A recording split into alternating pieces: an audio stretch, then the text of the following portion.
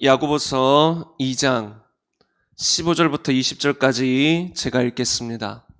만일 형제나 자매가 헐벗고 일용할 양식이 없는데 너희 중에 누구든지 그에게 이르되 평안히 가라, 덥게 하라, 배부르게 하라 하며 그 몸에 쓸 것을 주지 아니하면 무슨 유익이 있으리요?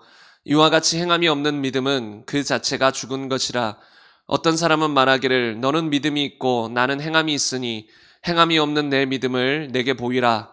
나는 행함으로 내 믿음을 내게 보이리라 하리라. 내가 하나님은 한 분이신 줄 믿느냐? 잘하는도다. 귀신들도 믿고 떠느니라.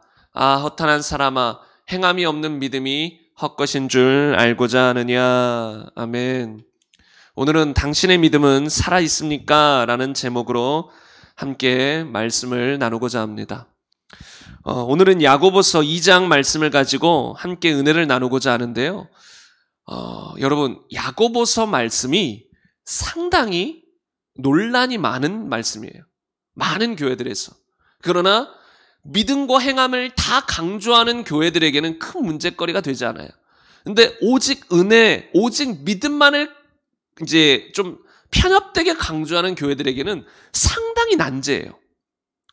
여러분, 대부분 많은 사람들이 말하거든요. 행함을 강조하고 순종을 강조하면 구원은 오직 믿음이다, 믿음.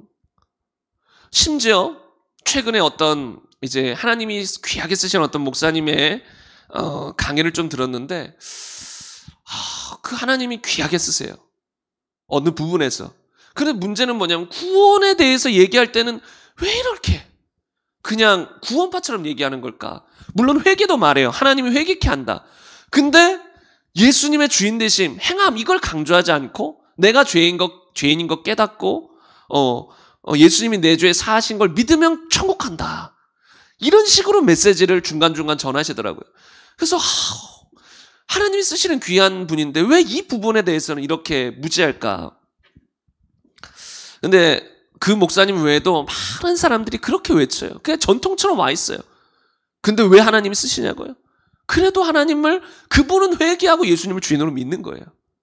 본인은 그냥 구원의 원리를 정확히 몰라도 본인은 그 구원의 원리에 따라 회개도 했고 날마다 순종도 하며 주님 앞에 살아가는 거예요. 그러니까 하나님이 쓰시는 거예요. 그런 어떤 귀한 부분이 있기 때문에. 저도 마찬가지죠. 저도 모든 성경 말씀을 완전히 안 게 아니에요. 저도 부족한 부분이 있고 성경 말씀을 혹여나 잘못 아는 이제 부분들이 있을 수 있습니다. 그러나 하나님이 저를 쓰시는 건 그래도 제가 회개하고 예수님을 주인으로 믿으며 그래도 주님 보시기에 부족하나마 쓰실만 하는 부분을 가지고 그냥 쓰실 뿐이에요. 아무튼 이제 간혹 어떤 사람들은 저 목사님 크게 쓰시는데 저 목사님 말이면 다 맞겠지 하는데 아니에요. 쓰시는 부분은 귀해요. 인정해야 돼요. 여러분, 조용교 목사님을 함부로 욕하면 안 돼요. 한때 강력하게 쓰신 분 맞습니다. 말년이 좀 비참해서 그렇지 강력하게 쓰신 분 맞습니다. 근데 많은 사람들이 그를 비난했죠. 2단이다, 3단이다. 비난했습니다. 아니요, 그분은 분명히 하나님이 귀하게 쓰신 분이에요. 그러나 그렇다고 그분이 한 모든 사역이 다 옳다라고 정당화할 수는 없는 거예요. 그분의 메시지 속에서 조금 치우친 부분도 있을 수 있고 변질된 부분도 있을 수 있는 거예요. 그래도 믿음으로 하나님이 크게 쓰실 만한 부분들이 있었기 때문에 그걸 들어 쓴 겁니다. 마틴 루터도 마찬가지죠. 왜 마틴 루터를 들었었을까? 어떤 목사님은 한탄하더라고요. 그때 에라스무스라는 또 다른 이 주님의 사람이 있었어요.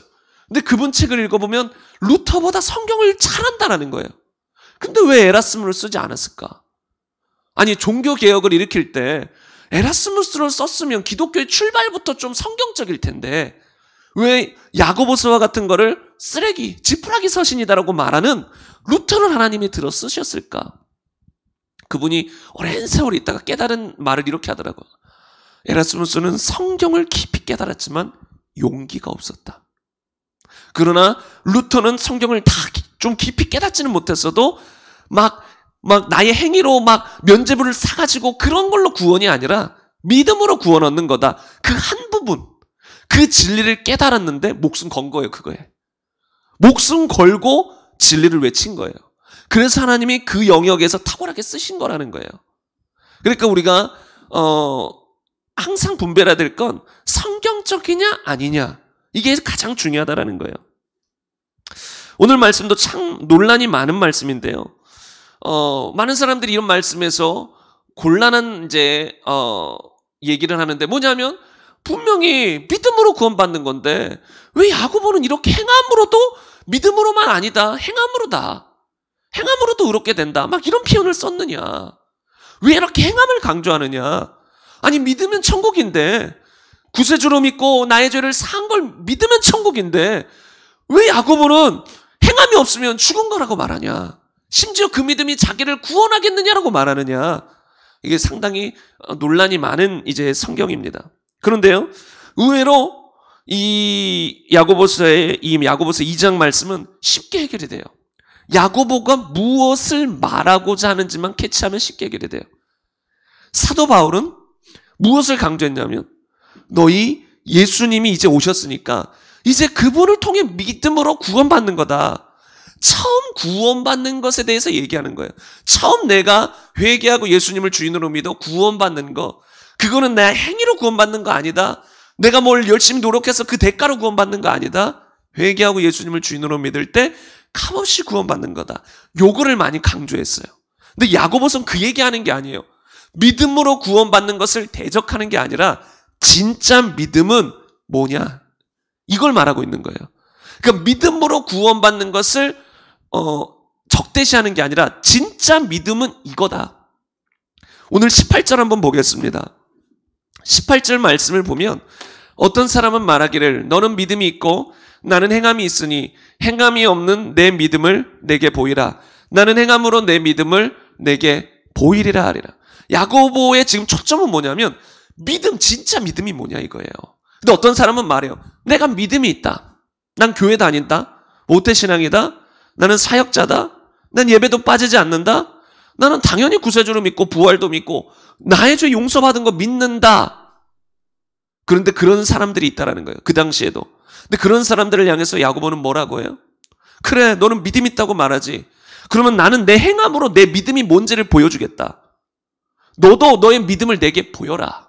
라고 지금 경고하는 거예요. 그러면서 그거 가짜다. 행함이 없고 그냥 믿음만 있다라고 말하는 건 가짜다. 성경이 말하는 구원받는 믿음은 그런 믿음이 아니다. 여기 야고보서에서 아브라함도 인용하죠. 여러분, 아브라함은 자신의 하나뿐인 아들 독자 이삭까지도 하나님께 바치려고 했어요. 다른 말로 순종의 믿음이 있었다는 거예요. 또 하나님이 너의 고향을 떠나라 했을 때 떠났어요. 아브라함이 가지고 있었던 믿음의 종류는 그런 믿음이에요. 그렇기 때문에 하나님은 아브라함의 그런 믿음을 보고 의롭다 하신 거예요. 왜? 당연히 행함이 포함되어 있기 때문에. 행함이 나타날 것이기 때문에. 근데 야고보서는 그런 행함이 없다면 그 믿음이 무슨 쓸모가 있냐? 그 믿음이 자기를 구원하겠느냐? 그 믿음은 쓸데없다.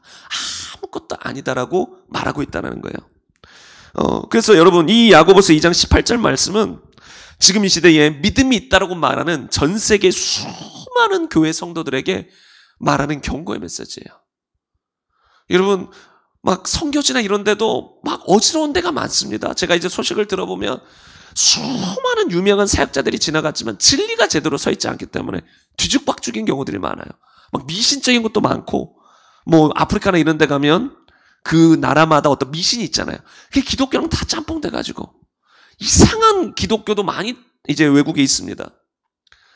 근데 그런 수많은 기독교인이라고 불리는 사람들에게 야고보서의 이 말씀은 경고하는 거예요. 나는 내 믿음으로 내 행함으로 내 믿음을 보이겠다. 넌 무엇으로 보일 거냐? 너 믿음이 진짜인지 가짜인지 어떻게 알 수 있느냐? 나는 나의 행함으로 내 믿음을 보일 것이다. 그럼 이거는 우리 교회와 같은 행함 있는 진짜 믿음을 강조하는 교회들, 성도들에게는 경고의 메시지가 안 될까요? 저는 이 말씀을 저에게도 경고의 메시지로 봤습니다. 왜요?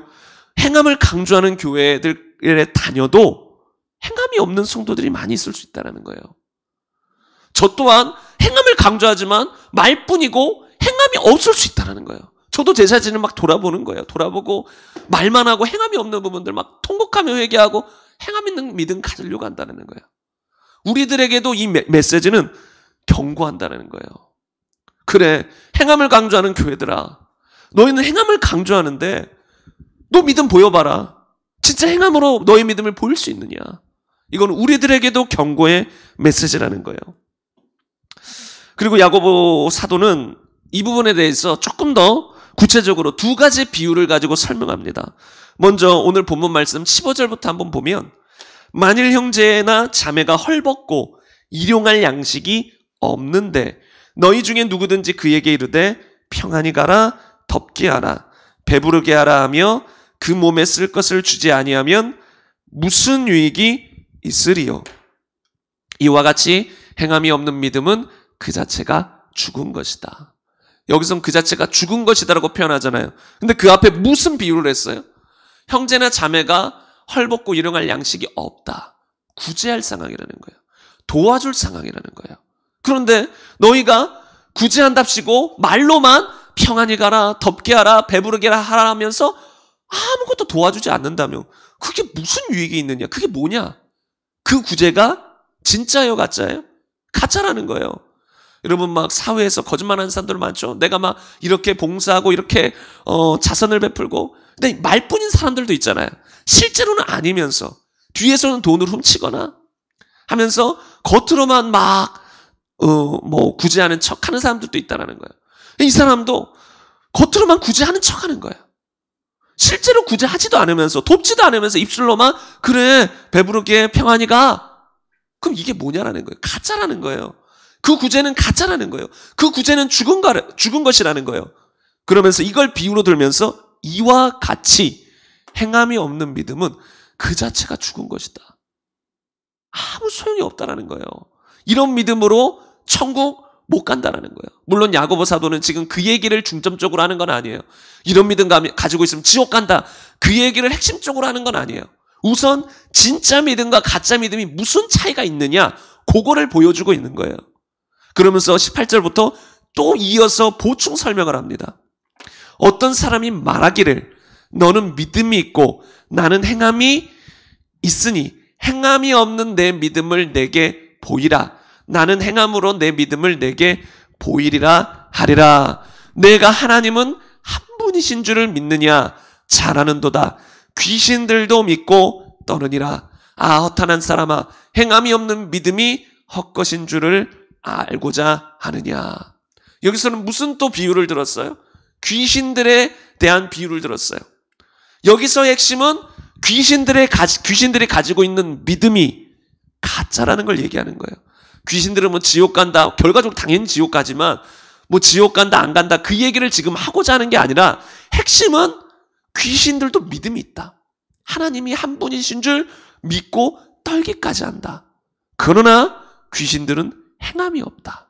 그렇기 때문에 20절에 아 허탄한 사람아 행함이 없는 믿음이 헛것인 줄 알고자 하느냐. 아무 의미 없다. 앞에 귀신 얘기하면서 행함 없는 믿음 얘기한다는 게 뭐예요? 귀신들은 행함이 없다라는 거예요. 하나님의 존재를 믿고 떨지만 그분의 말씀에 대한 순종, 행함이 없다라는 거예요. 그러면서 봐라. 귀신도 믿음이 있다. 근데 행함이 없지 않느냐. 그 믿음이 무슨 쓸데가 있느냐. 그 믿음은 헛것이다. 아무 쓸데가 없다. 앞에 절에 보면 그런 믿음이 우리를 구원하겠느냐? 구원 못한다라는 거예요. 그래서 야고보 사도가 말하는 건 진짜 믿음이 무엇인가에 대해서 말하고 있다는 거예요. 진짜 믿음이라는 건 예수님을 구주로뿐만 아니라 주인으로 믿어서 그분의 말씀에 순종하는 삶이 동반되는 그런 종류의 믿음, 회개가 전제된 그런 종류의 믿음이 진짜다라고 야고보 사도는 말하는 거예요. 그러니까 여러분 이 야고보서 2장만 제대로 해석해도 수많은 교회들이 뒤집어 버릴 거예요. 그냥 은혜만 말하고 그냥 믿음으로 구원받지 십자가의 은혜만 깨달으면 죄사함의 은혜만 깨달으면 구원받는 거지 라고 생각하는 사람들에게 이 말씀은 어마어마한 충격과 깨달음이 될 수 있다는 거예요. 아 그게 아니구나. 물론 당연히 믿음으로 은혜로 구원받는 건 맞지만 그런 믿음은 행함이 동반되는 믿음이었구나. 우리는 그냥 막연히 지식적으로만 귀신처럼 하나님의 존재를 믿고 뇌제 용서받은 걸 믿으면 구원받는 줄 알았는데 그게 구원받는 믿음이 아니었구나. 구원받는 믿음은 야고보 사도가 말한 것처럼 행함이 동반되는 믿음이구나 라는 것이에요. 그래서 이 말씀만 우리가 깊이 깨달아도 흔들릴 이유가 없어요. 지금도 구원파 관련된 사상을 가진 사람들은 막 공격해야 됩니다. 아니, 죄인인 거 깨닫고 은혜로 구원받는 것이지 그렇게 행함으로 강조하고 행함이 있어야 천국 간다는 건 행위 구원이다 라고 그들은 잘못된 미혹된 생각을 한다는 거예요. 행위로 구원받는 건 아니에요. 근데 행위가 없으면 천국 못 간다는 거예요. 행위가 의가 돼서 천국은 안 가지만 그게 이 의가 되는 건 아니고 대가가 되는 건 아니지만 진짜 믿음은 반드시 행함이 함께 가는 믿음이어야 한다. 그리고 그 믿음은 평생 지켜줘야 한다. 처음에는 많은 사람들이 순종하며 행함이 있었을 수 있어요. 근데 지금 행함이 있느냐 이거예요. 지금 내가 순종하며 살아가느냐는 거예요. 내가 지금 변화된 삶을 살아가냐는 거예요. 주님이 오늘 설교도 준비하면서 저에게 주신 또 메시지는 뭐냐면 또 변화였어요. 지금 지난주 주일, 이번 주 주일, 오늘까지 계속해서 변화에 대한 말씀을 저에게는 이제 감동으로 주시는데요. 변화되지 않고 천국에 갈 사람이 없다는 거예요. 왜요? 믿음은 행함이 따르는데 당연히 변하죠. 행함이 곧 변환된 거잖아요. 그때 거듭남도 이제 전제되는 것이고. 그러니까 변화가 없는 사람은 천국 갈 수 없다는 거예요. 그래서 주님은 또 변화된 우리들에게 뭐라고 말씀하세요? 끝까지 그 변화된 삶을 지켜나가야 한다. 끝까지 행함 있는 믿음을 지켜나가야 한다. 속으면 안 된다. 누가 너의 행실을 더럽히느냐. 속지 말아라. 속지 말아라. 한 번 구원 영원한 구원 아니다. 믿음은 끝까지 지켜야 한다. 성경에 보면 살다 보면 이 세상의 재물의 유혹, 이 세상의 걱정들, 이 세상의 쾌락들이 우리를 집어삼킨다는 표현을 합니다. 이제 풀어서 해석하면 우리를 집어삼켜버려요. 그래서 우리가 더 이상 말씀에 순종하지 못하는 삶을 살아가게 만든다는 거예요. 그게 씨 뿌리는 비유에서 가시밭이잖아요. 말씀을 들어요. 계속 들어요. 행함 있는 믿음에 대한 말씀을 계속 들어요. 근데 세상의 염려, 걱정, 근심 이런 것들이 말씀을 막아버리는 거예요. 다른 말로 행함 있는 믿음으로 나아가지 못하도록 막아버리는 거예요. 그래서 지식적인 믿음으로 귀신과 같은 믿음의 수준에서 머물게 만들어버리는 거예요.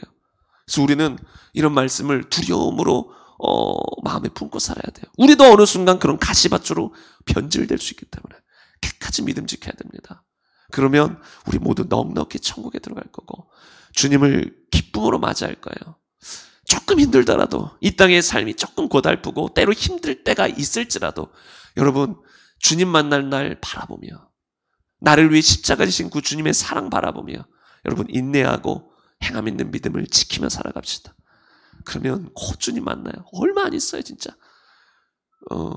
다들 저보다 나이가 많으신데 순간이었잖아요. 과거가 솔직히 안개와 같지 않으시나요? 나의 평생의 인생 안개와 같아요. 어느 순간 이렇게 됐잖아요.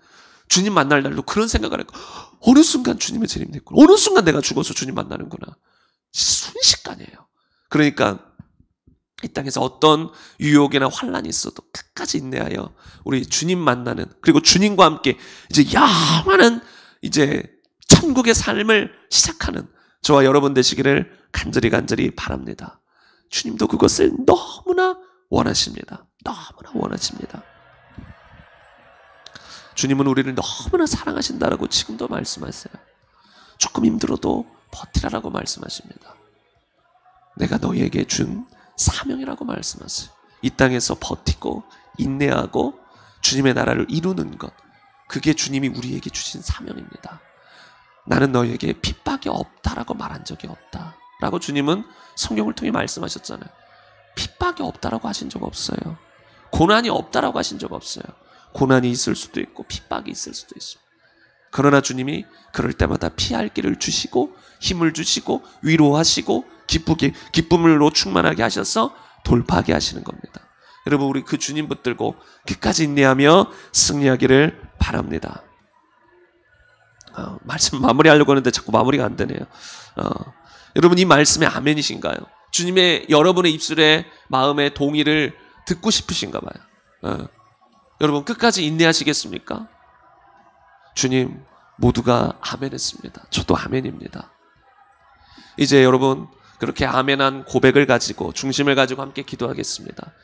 여러분 오늘도 기도하실 때 주님 끝까지 믿음 지킬 수 있도록 매일매일 기도하는 삶, 행함 있는 믿음의 삶을 살아가게 하시고 마귀의 유혹을 능히 이기도록 전신갑주를 매일 입게 하시고 하나님 날마다 예수의 이름으로 승리하여 살아가게 하옵소서. 그 밖에 자유롭게 기도하시다가 돌아가시겠습니다. 기도하시겠습니다.